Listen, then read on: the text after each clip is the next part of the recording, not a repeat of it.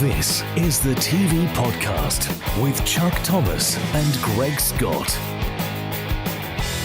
Hello, good evening, and welcome to the TV Podcast. As usual, I'm joined by the king of all media. It's Mr. Greg Scott. How are you, Greg? The BBC is considering scrapping the entire final series of MasterChef following the Gregg Wallace scandal. It was filmed last summer, and if it's dropped, Gregg Wallace will not receive a penny. He's certainly not coming out of this looking good. So do you think they're right to drop the entire series? I feel sorry for the people who took part in it. Yeah. Is there a way of editing it so we don't see him? What if you just blurred his face throughout the whole series? Well, that would have been beneficial from the very start, wouldn't Yeah. it? Or they could take your face and just cut No. it out. Or what No. about AI? No. We No. live in a time of AI. Yes. You could get the whole series of MasterChef and then change Gregg Wallace's face with Alison Hammond. Now, Gregg Wallace has been sacked from the show. I mean, what should he do next? Because I don't think he can return to TV. He's in the same boat No. as Philip Schofield, who ended up on a desert island. Yeah. I don't know what his personal wealth is like. I would imagine he it's must pretty be good. very wealthy. He has got enough money to retire, to live his life, and just go, Greg. Just go. BBC One is bringing back its classic game show Hole in the Wall for a brand new generation. Greg, are you excited? I couldn't be more excited. Who's hosting? Well, they're saying it could be hosted by Alison Hammond, although she's denying it. She's denying it. Well, Yes. I mean, there's only so much she can do. She is turning into the Stephen Mulhern of ladyship. Everybody loves Stephen Mulhern. Well, an ITV spokesman said, Stephen Mulhern is loved by everybody. and they can't wait to see what he does next. Now, the original series was hosted by Dale Winton and It was. Anton Dubek, whose real name is Tony Beak. Beak. Tony Beak. So do you think Alison is the right woman for this? I know exactly why they've gone for her, apart from the fact that every show it should be hosted by Alison Hammond because that's in the contract. You're not a fan of Alison Hammond? I love Alison, but overexposure. I mean, Yes. come on. Well, it's the same old thing, isn't it? Where Alison has been on TV for about 25 years now, Yeah. probably. She was a star of Big Brother. She suddenly Then exploded. she was the competitions lady on This Morning. Mm. And then I think there was a whole issue around not enough people of colour being on ITV. And they suddenly realised, hold on, we've got this fantastic presenter we never use. Yeah. Why don't we put her on This Morning more often? And as a result, people suddenly woke up to the fact that she's really good. I've worked with her. She's an excellent presenter. But now we have the issue where now she's being used a lot. They're putting on everything overexposure again. I was going to say literally everything. I suppose her agent last week wondered why she wasn't in the men's singles final at Wimbledon. You know, that lasted nearly 4 hours. So why wasn't she on television for that time? Now, this was announced that she was the host, and they're now saying that she may not be the host. So what do you think happened there? I'm not sure. I mean, she did the pilot, didn't she? And based on that, And also, they've why did they commissioned it. pilot it? The show ran for 10 years. We know it works. I suppose, look, when a certain someone we can't mention anymore did It's a Knockout, that person was famous for his laugh, and I suppose that's the sort of route they've gone down. She is famous for her Yeah. guffawing. Yes. And there's plenty of chances to either genuinely guffaw or force it to You know- try and lift the show. You know who would be amazing hosting this show? A friend of ours, Go on. Rusty Lee. Oh, Imagine my for one goodness moment me. Rusty hosting Hole in the Wall. I thought, no, you see, the thing is they have a swimming pool on set. Yeah. She would fill that swimming pool herself because she wouldn't be able to hold it in. It would be amazing. And this Yeah. is the same old story with TV executives. They never think outside the box. So when they're looking at commissions and they're looking at hosts, it's only who is hot right now. Yeah. But it's like Rusty, she's a household name. Okay, she hasn't hosted anything in a long time. Doesn't mean she can't host this. No, but it's that on this podcast, I've mentioned the word blinkered so many times. And shunted, that's another word. I like. Blinkered and Blinkered. shunted. That could be the name of our production company. Or it could be the name of a new format, Celebrity Blinkered and Shunted. This got me thinking, there's many other Japanese game shows in the world. Because Hole in the Wall was... It was based on human Tetris. So these are a couple of Japanese game shows that are very big. I'm going to pitch it to you. Yeah, go and on. I want you to respond as you were if you were a BBC executive. As if I was a BBC executive? Yes. Okay. So the first one is called The Bum Game. I beg your pardon? The Bum Game. Okay. A male contestant must pick out his wife from a group of models. The women stand behind a wall and stick their naked bums through a hole, and the contestant must guess which bum belongs to which woman. You're That's a winding me Japanese up. game show. No. Would you like to see Alison Hammond host that? Oh, yeah. He would. I mean, I can see He it. would. I can. Look, this is the thing. Yes, I can see it. Are you playing the BBC executive right now? Yes, I am. Yes. This is the thing. In an isolated, if it was a one-off thing and she wasn't hosting anything else, yes, I'd jump at her to host it.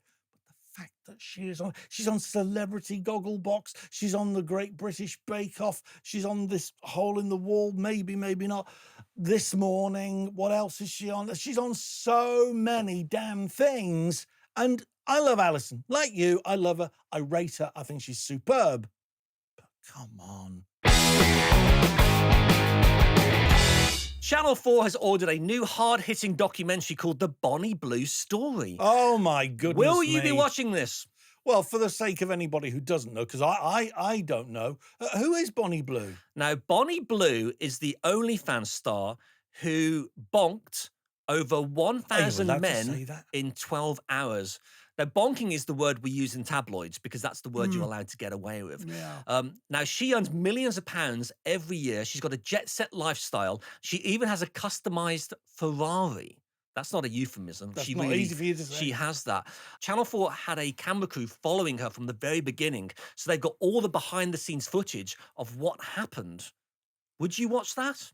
Has anybody actually seen the videos where she has bonked 1,000 men? Well, that's what the Has it documentary's actu- for. This will Yeah, be the but documentary. If it's on mainstream TV, they're not going to show 1,000 men. Well, you've got to blur out the bits. But Shall I tell you the piece of this story that I was most disturbed by? Go on. So in order to get 1,000 men, there were families turning up, right? And apparently there were situations where there were fathers bringing their sons and they were doing it together. So the dad would go in and then the two sons would go in afterwards. And this is how she managed to hit this many men in such a short period of time. I mean, what? I mean, is there a bell that goes off at the end of a certain time? I think there was a time limit. And actually, it's So a bit like a game show. 1,000 men in 24 hours. So Yeah. how long do they get each? What is that about a minute and a half? I mean, each? only Bonnie can calculate that. But it's funny. It sounds a bit like a game show. In fact, you could call this Hole in the Wall, couldn't you, really? But what I thought was interesting is, Greg, I know you're looking for your next TV role. Yes. You could appear on the Bonnie Blue Story. That would be disgusting. You could have turned up with your father-in-law. What about if Bonnie Blue went mainstream and they did a celebrity bonkathon? Is that what we'd call it? Celebrity bonkathon with Bonnie I Blue. like that. Do you remember the ITV telethon? Yeah. It was in the late 80s. Yeah, Michael Aspel hosted It could 27 be hours. a bit like that. So Actually, James Whale, the legend, yes, he appeared on that in the late 80s, and did. he broke the world record for kissing. yes. He kissed a lot of ladies in 24 hours, I believe. But that was just kissing, wasn't it? Yes, it was just kissing. It was just kissing. You know, if she was raising money for charity, it might be slightly excusable. That would be very weird. What, Yeah. Bonnie Blue raises money for children in need by bonking 1,000 men. Not children in Maybe need. they're all dressed as Pudsey. Oh no, this is getting too weird. A Channel 4 spokesman said viewers love Bonnie Blue and can't wait to see who she does bonks next. ITV has launched a new primetime show called Shark: Celebrity Infested Waters. Have you been watching this? No, I've been deliberately avoiding it because it's just the sort of program that I hate. Is this because you're not a fan of celebrities or sharks? I'm not a fan of celebrities. I'm not a fan of reality shows, celebrity reality shows. I draw the line. And I know that an ITV executive on LinkedIn Yes. has done nothing over the last 2 or 3 weeks apart from promote this thing and Name to them. say, Name them, Greg. Name them. I'm Come on. I'm Come not going on. to name them because Kevin O'Brien. Good. Are we going to keep that in? Yes. Oh, thanks a lot. That's me So screwed. why does over Kevin again. love this show so much? Does he really though? You Is said he he's just been promoting talking it? a lot about it. Yeah, he's just been going. Oh, you watch your Do, show. they, do they think this is the next I'm a Celebrity, get me out of here? They probably believe that, but I guarantee now, and you know this as well, this is not going to get more than 1.5 million on transmission. Might get pick up another million in catch up. Yeah, it's very rare that ITV ever gets more than 1 million viewers these days. One thing I did notice, ITV Studios put out a thing on LinkedIn saying about the upcoming You Bet on tour with Stephen Mulhern. And it said that the first series, well, there was only 2, the first series reached, and I want to talk to you about the word reach. What does it mean? Reached 12 million people. Now, you and I both know that You Bet over Christmas, was it 2 million? Well, they did the same thing with Bullseye, and I saw a similar they press showed it about release 60 times yesterday for Coronation Street, and they're saying Coronation Street now reaches 10 million viewers a week. But if you look at the ratings, they come out about 2.5, 3 million. So what is this word reach? They're adding them up. They're adding up everybody who's watched it in the week, even if they're the same people. They're adding up all the shows over And the are they week. watching the whole show, or is this counting people who've only tuned in for 30 seconds or 2 minutes? Possibly that. Possibly that. I mean, it's kind of something that radio people have done for a long time, and I think TV people have started doing it now. But yes, it's a bit cheeky. But they've got, I suppose they have to do it for the sake of the advertisers to say, look, 12 million eyeballs on your product. Yes. Well, no, 24 million eyeballs. Yeah. But the trick is look for the unique number. And the unique number is not 10 million, it's about 3 million. The unique number is bollocks. Yes. Yeah. Now, in the show, ITV will dare Britain's biggest stars to confront their greatest fear, which is sharks and also not being famous. I was going to say.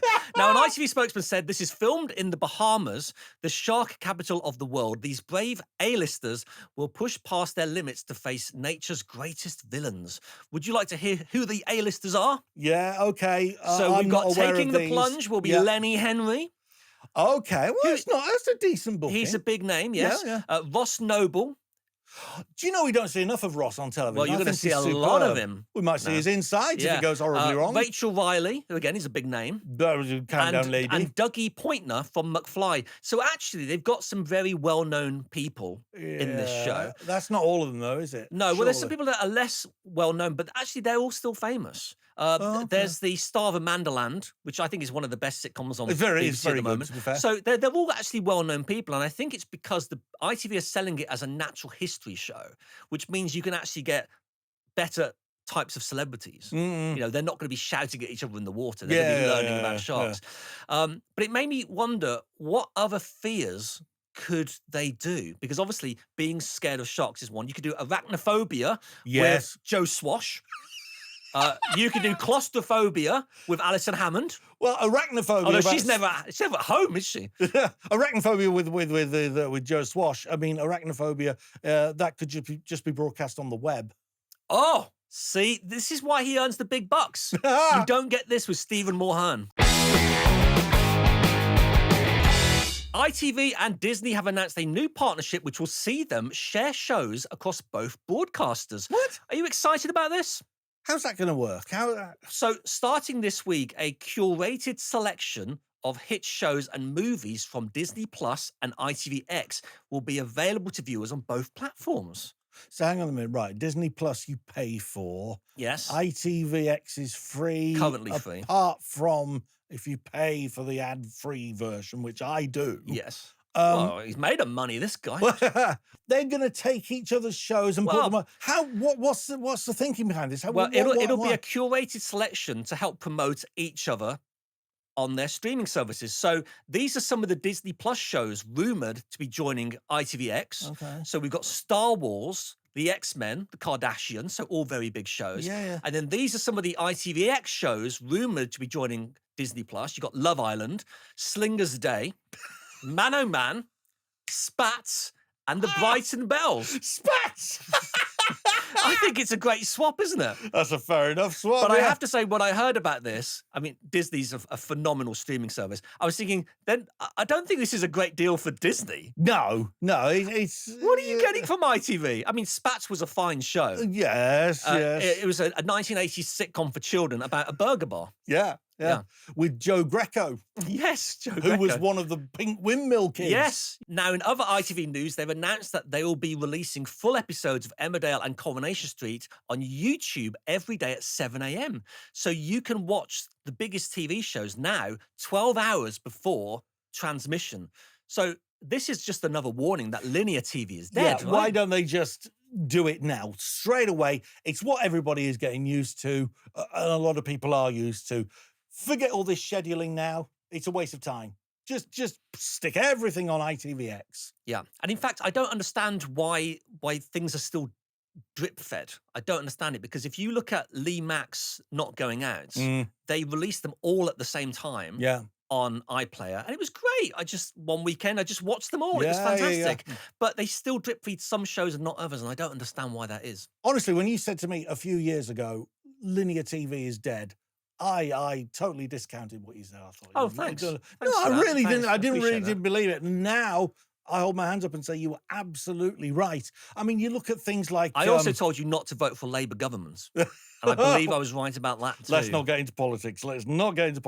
But you look at things like Sky Glass, Yes. right? Sky Glass is not anything like Sky Q. It's all internet based. Yeah. It's all internet based. So it's all to do with the streaming. You know, Netflix are doing so much. I heard a live great stuff story now. about Sky Glass last Go week, on. because I didn't know what Sky Glass was. I'm not a technical person, Well, I call it Sky Glass myself. but the BBC have announced they're launching a new channel on Sky Glass. This is the true story. I'm not joking. Yeah. And it's 24/7 episodes of Homes Under the Hammer. It's a Homes Under the Hammer TV channel. You know what? I heard the other day that one of the biggest shows on BBC television is Bargain Hunt. Oh, yes, it is. It's Yeah. still pulling. It pulls in like 1.5 million Yeah. viewers. What shows in prime time Yeah. get that? I mean, Yeah. it's like everyone on the lunch break stops and convenes around a television. It's very easy to explain why that is, though, because the majority of people who watch BBC television are over 70. yeah. And when you program shows for people over 70, they watch them. Yeah. And the problem with primetime is they're obsessed with getting young people. Hence why you get shows like The Hit List. Nobody watches them. Yeah. It's the age-old story. Yeah. We've been talking about that since forever. Since forever, Forever. since the start of time, since before television was invented.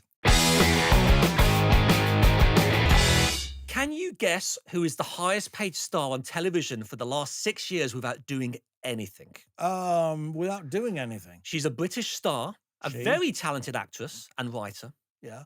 Her name is Phoebe Waller-Bridge. Now, you Oh, may remember Fleabag. Phoebe from Fleabag. Yeah. This is an amazing story. Now, in 2019, Amazon gave her a $20 million a year deal. And in- 20 million a year. a year. And in the following 3 years, she delivered no movies and no shows. And then the deal was remade again in 2022. They're still waiting for movies, which means so far, Phoebe Waller-Bridge has bagged well over $100 million. It's phenomenal. But And there's the- good news. There is good news for Jeff Bezos, Yeah. because he needs it right now. Yeah. Okay. She's just delivered one show for them. Yes. And it's a documentary about the life cycle of the giant Pacific octopus. If you want to watch it, it's called Octopus. Is it really? $100 million. I honestly, these business decisions are made, and you just think, why? Why? Well, I've got another good business decision. This will Go shock on. you. This now, HBO is responsible for some of the greatest shows ever. The Larry Sanders Show, Curb Your Enthusiasm, The Sopranos, Succession. I would say it's the best TV channel there's ever been. Yeah. I mean, their hit rate is insane. Yeah. But can you guess what their executives have just wasted $37 million on? No. Go on.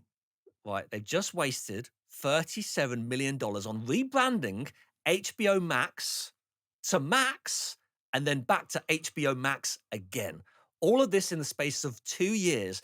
They originally changed the name in 2023 because it was going to be a streaming network with all the HBO shows, Yeah. and they wanted to be cool and trendy and tell the kids this is something new. But it's still got all your favorites. Yeah. The problem is it confused everybody. And everybody who loves HBO, like us, went, oh, well, we don't really know what Max is. I mean, when I think of Max, I think of Pepsi. So they struggled for a while and went, we need to get those consultants back in. What do you think we should do, guys? Well, you need to give us 37 million and change the name back. That's the truth. That's what happened. And you know why? Because they followed the research. You know, when you get these people in TV, and we've met them, Yeah. I've certainly met them, and they won't ever make a decision unless they've got research behind it. But so much of the time, the research is incorrect. Why does so much thought go into this, into branding and rebranding? Pointless exercise. Why does so much money go into it when all this thought and money should be going into the damn programs? Yeah, and also it's more of a shame than usual because I know we always moan about the BBC and ITV, but I actually love HBO, and very rarely in my whole life have I ever watched HBO and not seen something good. So I think they do have the best talent and the best commissioners in the world, but for some reason, when it came to the marketing guys, they dropped the ball massively here. What are the ratings like? Are they good? HBO's very successful, yeah. And So why even think about changing it?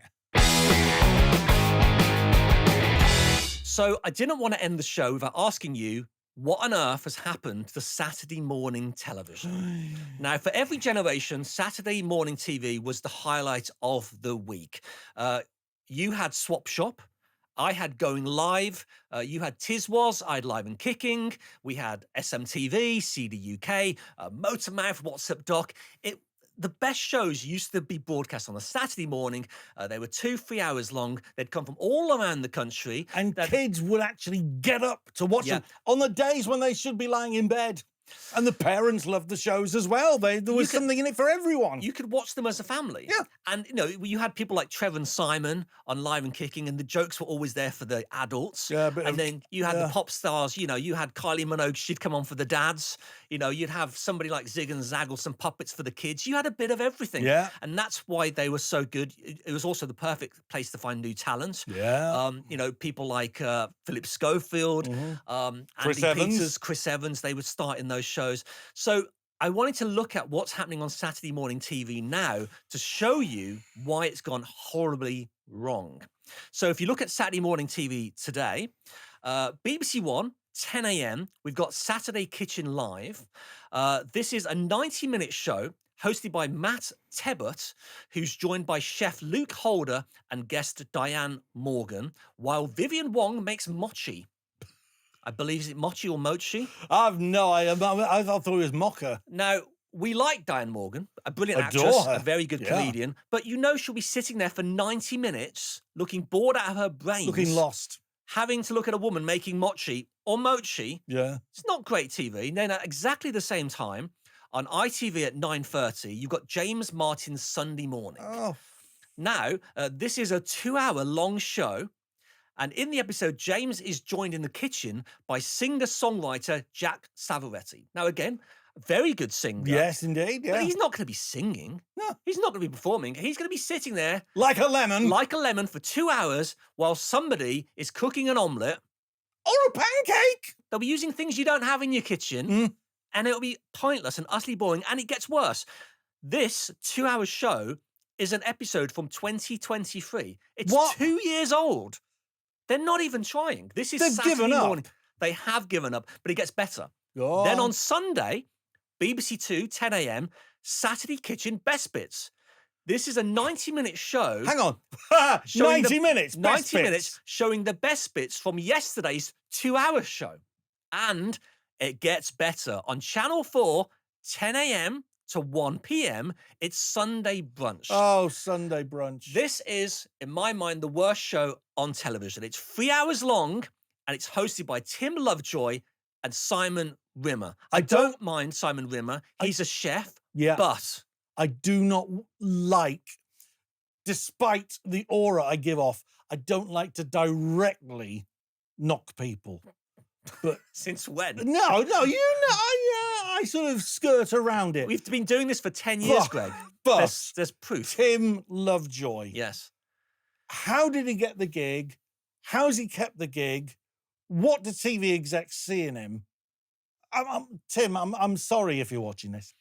Well, this is the thing. If you've never seen Sunday Brunch, it's a 3-hour show on Channel 4 in a slot that used to be full of entertaining, fun things like Yeah. T4 or Fully Booked, great Sunday morning TV shows. 3-hour show in the kitchen. Tim Lovejoy.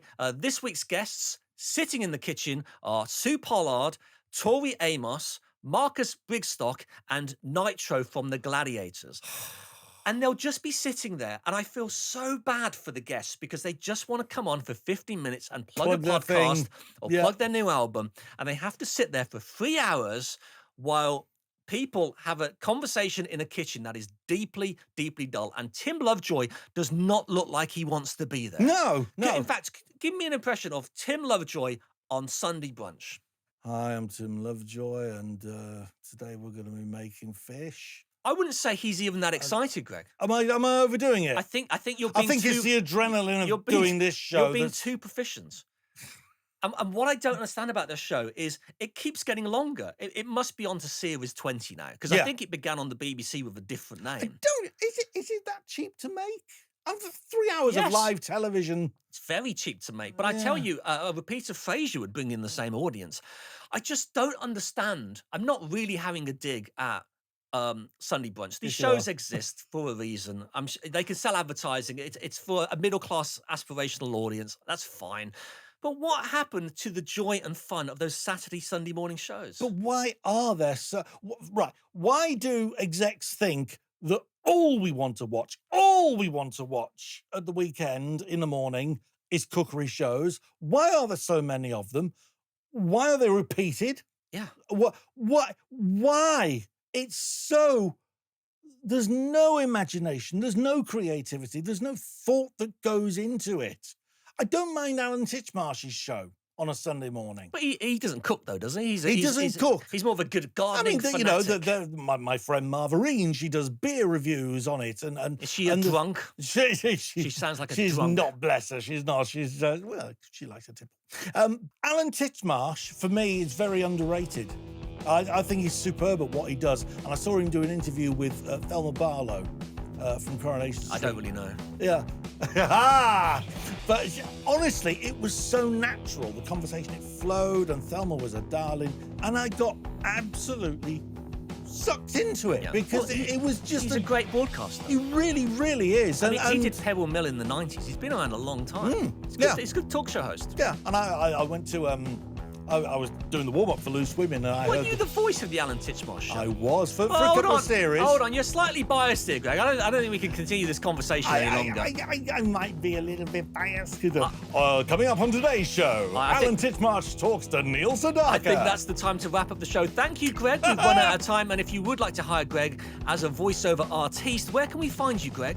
You can find me at gregscott.media. That's gregscott.media. I thought your website was hacked. Yeah, I had to rebuild it. gregscott.media.